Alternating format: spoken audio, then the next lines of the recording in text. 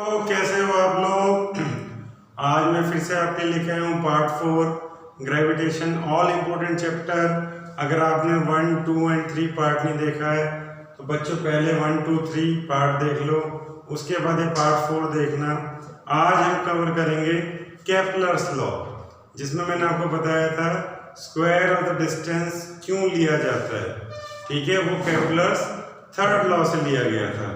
दूसरी बात, आप बच्चों से एक रिक्वेस्ट है कि जब आप वीडियो लाइक करते हैं तो प्लीज़ सब्सक्राइब भी कर दिया कीजिए, जिससे हमें और मोटिवेशन मिलेगी और अच्छे वीडियोस बनाने के लिए। तो अब हम शुरू करते हैं Kepler's law. Kepler's law Johannes Kepler ने लॉ दिए थे। इसी के बेसिस के ऊपर इनवर्स स्क्वायर रूल न्यूटन ने अपने ग्रेविटेशन लॉ में इम्प्लीमेंट किया था। टोटल मिला के केपलर्स के 3 लॉ हैं, जिसमें से आज हम 2 कवर करेंगे और एक तीसरा हम नेक्स्ट वीडियो में करेंगे। तो शुरुआत करते हैं केपलर्स फर्स्ट लॉ से। इसको लॉ ऑफ ऑर्बिट्स भी कहा जाता है। मैं आपके लिए डेफिनेशन यहाँ पे लिख के रखा हूं, फिर भी मैं एक बार इसको रिपीट कर रहा हूं, आप इसको लिख लीजिए। The planets moves in elliptical orbits around the sun at one of the two foci of the elliptical orbit। बच्चों इसमें बार बार वर्ड इलेप्टिकल आ रहा है। इलेप्टिकल मतलब इन्हें एलिप्स, हिंदी में बात कहूं तो अंडाकार। आप सबको पता है जो हमारा अर्थ है वो रिवॉल्व अराउंड द सन करता है, बट नॉट सर्कुलरली बट इलेप्टिकली, या कह सकते हैं अंडाकार रेंज में। तो अगर मैं कहूं कि ये हमारा ऑर्बिट है अर्थ का, तो इलेप्टिकल में बेटा हमेशा 2 फोसाई होते हैं। फोसाई का मतलब फोकस का प्लूरल। एक फोसाई ये है, एक फोसाई ये है, और प्लेनेट चाहे अर्थ हो चाहे कोई भी हो, वो इस पाथ पे, इलेप्टिकल पाथ पे या इलेप्टिकल ऑर्बिट पे रिवॉल्व अराउंड करता है सन के। और बच्चों सन किसी एक फोकस पे सिचुएटेड होता है, सपोज कीजिए यहाँ पे, ठीक है। तो ये जो हमारा प्लेनेट है ये इस तरीके से, इसको इस तरीके से एक ऑर्बिट में गोल घूमेगा, एक ऑर्बिट में गोल घूमेगा। बेटा एलिप्स की कुछ खासियत होती हैं, इसके अंदर 2 एक्सिस होती हैं। एक एक्सिस को हम, जो कि लॉन्गर एक्सिस होती है, उसको हम बोलते हैं मेजर एक्सिस। क्या बोलते हैं बच्चों? Major axis. ये सब चीजें बहुत जरूरी हैं अगर आप थर्ड लॉ जब कर रहे होंगे। और जो ये छोटी एक्सिस होती है इसको हम बोलते हैं माइनर एक्सिस, इसको हम बोलते हैं माइनर एक्सिस। इसी तरीके से अगर मैं इनको नाम दे दूं A, B, C, D and O, तो O and C, O and C, O to C, या फिर A to O, ये दोनों की दोनों कहलाती हैं सेमी मेजर एक्सिस।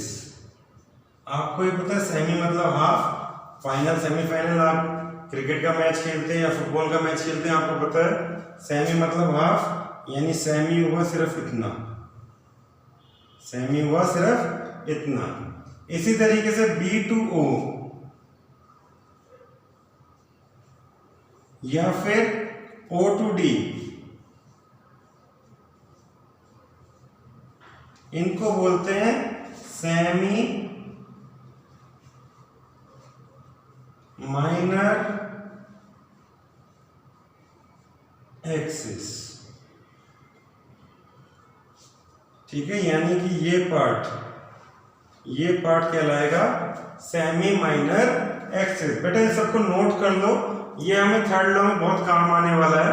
तो फर्स्ट लॉ सिर्फ इतना है कि प्लैनेट जो है वो अर्थ उसके सन के चारों तरफ घूमते हैं in an elliptical orbit. Elliptical orbit मतलब अंडाकार, and ellipse is special case of circle only. तो इलेप्टिकल ऑर्बिट में घूमते हैं, और इलेप्टिकल ऑर्बिट में देयर आर टू फोकस, ये टू फोसाई। तो किसी एक फोसाई पे सन जो है सिचुएटेड होता है, दैट फोसाई कैन बी दिस वन और that can be this one, पर किसी एक पे वो सिचुएटेड होगा, और प्लैनेट हमेशा ऑर्बिट में उसके चक्कर काटेंगे। तो ये तो हो गया बच्चों केपलर्स फर्स्ट लॉ। अब आते हैं हम केपलर्स सेकंड लॉ पे। केपलर सेकंड लॉ को हम लॉ ऑफ एरियाज भी कहते हैं। क्या कहते हैं बच्चों? Law of areas.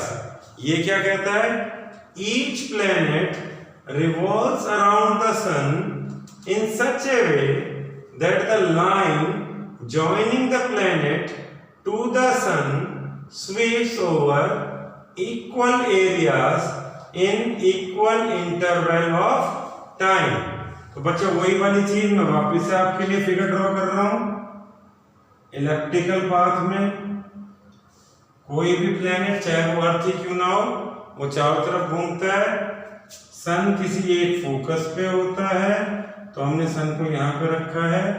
अब यहाँ पे क्या कह रहा है कि each planet revolves around the sun in such a way that the line joining the planet to the sun sweeps यानी अब समझो प्लैनेट ने यहाँ से या यहाँ से चलना शुरू किया, और टाइम टी के अंदर, टाइम टी यहाँ समझो वो T1 पे था, यहाँ पे वो T2 था, तो ये डेल्टा T हो गया।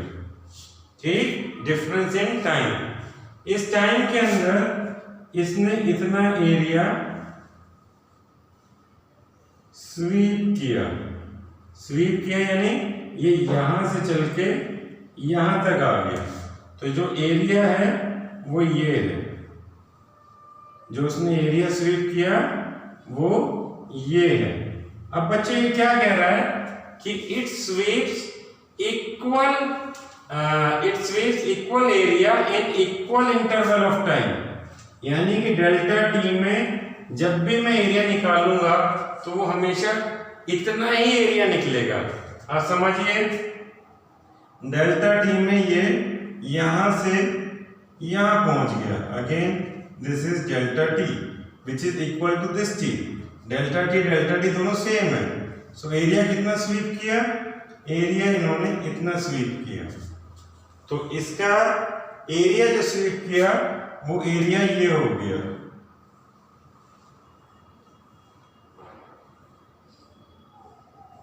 यानी कि अगर मैं इसको नाम एरिया 1 देता हूं और इसको नाम एरिया 2 देता हूं, so area 1 will always be equal to area 2। क्यों? क्योंकि वो सेम इंटरवल में सेम एरिया स्वीप करता है। बच्चों ये एक डेरिवेशन है जो आपको हायर क्लासेस में आएगी। 9th में हमको सिर्फ इतना ध्यान रखना है कि लॉ ऑफ एरिया क्या कहता है। ये कहता है कि each planet revolves around the sun in such a way that the line joining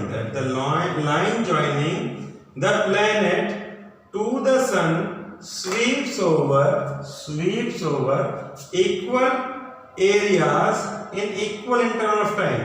अगर डेल्टा टी में इतना स्वीप किया है तो सेम डेल्टा टी में यहाँ पे इतना स्वीप करेगा, और इन दोनों का एरियाज अगर आप मैथमेटिकली निकालोगे तो वो हमेशा सेम रहेगा। तो बच्चों ये थे केपलर के 2 लॉ। तीसरा लॉ हम कल करेंगे। कल मैं एक और वीडियो डालूंगा, तो प्लीज बच्चों इसको देखिए, इसे लाइक कीजिए, इसे सब्सक्राइब कीजिए। आपके कमेंट, आपके लाइक, आपके सब्सक्राइब हमें मोटिवेशन देते हैं और अच्छे वीडियोस बनाने के लिए। Thank you.